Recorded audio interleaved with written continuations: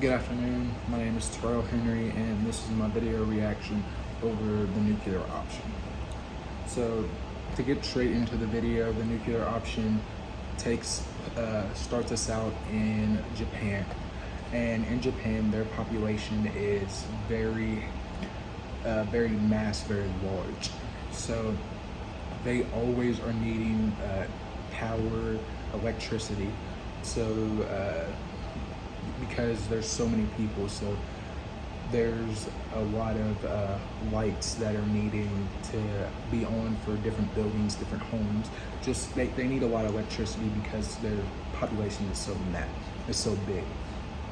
But with them needing a lot of energy, it's very different from here in the US, where we have a lot of natural resources. In Japan, there's not really a whole lot of natural resources that they can rely on, so they rely heavily on nuclear energy power plants. And this was good for a while until a controversy happened where people blamed the nuclear power plants for a tragedy that happened in Japan. Nuclear power plants, they believed, caused a lot of climate change, and that has been proven.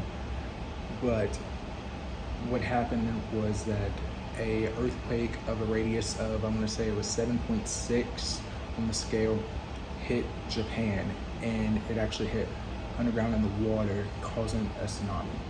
The tsunami wiped out 100,000 people's homes within a 12-mile radius. So a lot of people blame the reactor meltdowns on the nuclear energy power plants. So since all of them were exploded, blowing up, they had to turn to something else. And what they turned to was a scientist from Oregon State, I believe it was, his design of AP1000. AP1000 was designed to prevent meltdowns from happening. It was able to hold for 72 hours. And a lot of scientists believe that had this been made prior to the tsunami and prior to the earthquake, that the nuclear power plants would have been able to survive. Once we've seen one nuclear power plant, one AP1000 built and kept in one spot, you instantly seen different people start to want these across the country to help just prevent meltdowns.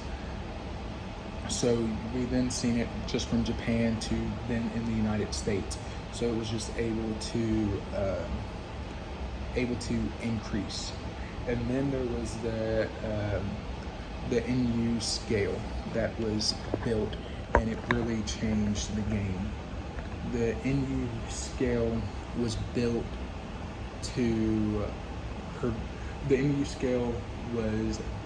and it was able to provide just one of these small power plants, a lot smaller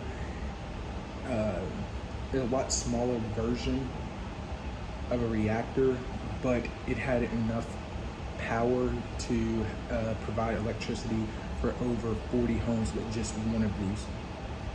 And in a place in Japan, there was actually 12 of these, and it's built underground in water, and it is able to 12 of them together were able to power 45,000 homes. So we instantly also seen people jump all over the world, and it was a very big thing. You've seen them all over the country, as people felt like this was too simple as to how it could easily power